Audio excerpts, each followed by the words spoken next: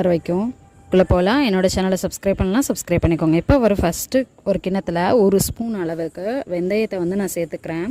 அது கூட ஒரு 6 கிராம்பு வந்து நான் எடுத்து போட்டுக்கலாம்.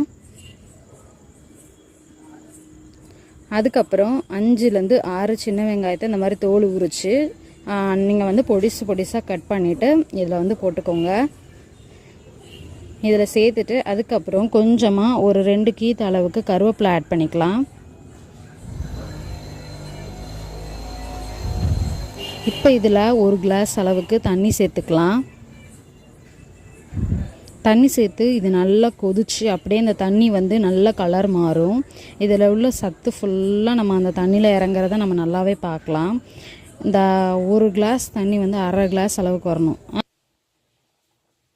இப்போ இது கொதிக்கிற இந்த டைமில் வந்து நம்மளோட ஹேரில் வந்து ஆயில் நல்லா வந்து தேய்ச்சிடலாம். எந்த ஹேர் பேக் போட்டாலும்